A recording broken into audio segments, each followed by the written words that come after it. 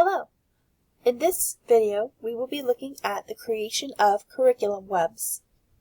Curriculum webs are a great way to brainstorm the different activities that you'll be using in the classroom, and they will also help you to be able to make sure that you're getting every developmental domain that the children need. This is the form for the curriculum map, and you'll notice that it starts with a topic and then it branches out to all the different domains that our children will be growing in throughout the year. In this case, I'll be using an emergent curriculum to create a unit, a one-week unit, about something that the children have shown interest in.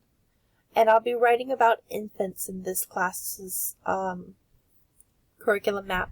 So for that information, I want to make sure that I am letting you know that so science and social studies may be covered in an infant classroom, and it may be not, but all the other areas will be covered. So in this group, I have a group of children in my infant classroom. They're all about 3 months old, and I've noticed that they love to play with instruments. So we will be doing our topic about music. I'm going to go ahead and fill that in. Now I'm going to go around the circle and be able to make connections to music. I'm actually going to go counterclockwise, starting with social emotional. And I'm going to include a song here. And my song is If You're Happy and You Know It.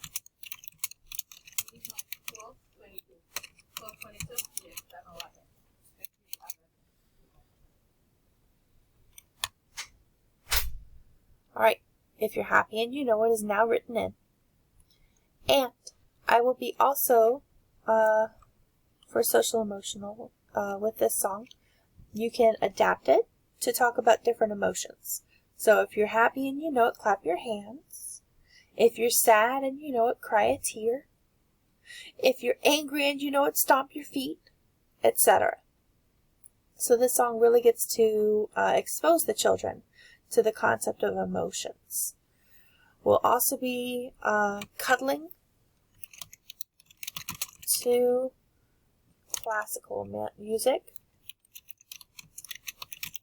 And so throughout the day, as I'm playing with the children, I'll also be giving them hugs. We'll have some classical music playing, and we'll just talk about the song, how it makes us feel, things like that, as we cuddle with the infants, and really just give them a basic appreciation for music as they listen to us talk. Next, for art and music, we're going to be talking about an activity that we can do that will give a child a sensory experience. And in this case, I've got a piano mat for babies. It's meant to be played with at tummy time. So I'm going to go ahead and say that I'm using the piano mat. I'll take the children individually and lay them on their tummies and guide them to put their hands on the different keys so they can make different musical notes. And this is done one at a time because we have one mat. However, I can do this for multiple days. So that gives me the chance to experience it one-on-one with the children at my own pace, or at their own pace. Some days I won't get to this activity, and some days I will. So this will be an activity that I use for maybe 2 or 3 days. In math, we're going to play music, and we're going to shake our rattles, and we're going to count as we shake our rattles, 1, 2, 3, 4, and do it to the beat of the music. So I'm going to call it counting beats with rattles. And that way I'll be able to get them moving and grooving, and they're hearing the counting. We typically will listen to music that's in 4/4, so there will be 4 beats per minute, and per measure, excuse me. And during that time, we will be counting those beats with the children, helping them to shake their rattles with the beat. Can an infant do this on their own? No. But it's an experience. it's something that they can enjoy doing with the caregiver. It helps them to bond.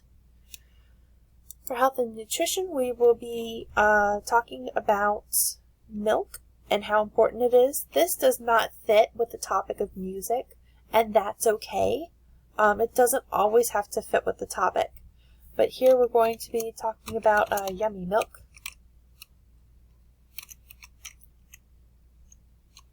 What happened?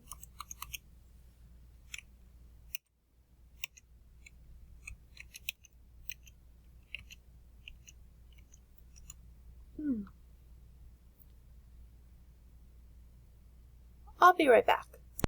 Fixed it. Okay, now that we have the page back to where we want it to be, we'll be typing in about milk and how yummy it is. So milk is yummy. And we might even make a little poem about how milk is yummy in my tummy. And that rhythm of the poem could be our connection to music. For language and literacy, I want to talk about phonological awareness, excuse me. Phonological awareness. And I'm going to play different musical sounds.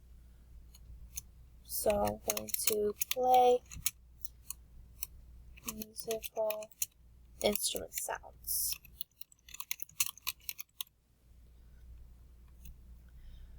Now in cognitive, I want the children to be exploring, to be playing. So we're going to have free play with the instruments. We're going to pull out all the instruments, the xylophones and the rattles and the bells. And we're just going to have a great time exploring. So we're going to explore instruments. Because exploring and experimentation is how children's brains grow, especially at this age. So they'll be able to hold them, they'll be able to mouth them. We'll pick instruments that are plastic so that if they do put it in their mouth, we can very quickly clean it and get it back ready for other children to enjoy as well. Can I take a second to just say that infants putting toys in their mouths is normal. It's part of how they learn, and we should be allowing them to mouth the instruments, even if it makes them dirty, because we do have sanitizing solution. We can clean them, and at 3 to 5 months they won't be mobile yet, so we can make sure that there's no cross-contamination. And last but not least, we have physical, and for physical we have tummy time,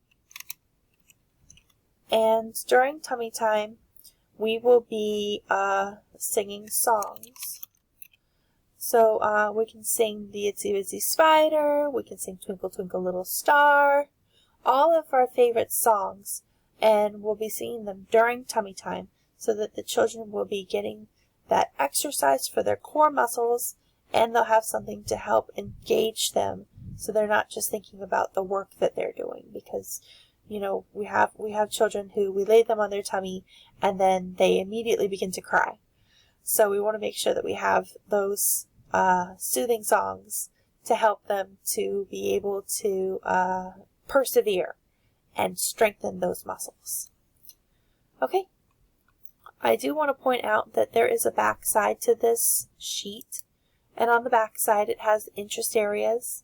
It has the different materials that can be added to those areas, and it has different directions for how to play with those different materials, which the children can choose to follow as they want. In the infant classroom, we don't worry about these things because they are so young at this time that we don't have these different classroom areas. The classroom areas are more devoted to helping them to stay comfortable, helping them to get all of the social emotional things that they need, all the snuggles, all the cuddles, all of the play, but it's together at the carpet for the most part. Okay, so thank you very much for looking at a planning web with me. I we'll be sharing this in our website. So you'll be able to see this in the module. Thank you.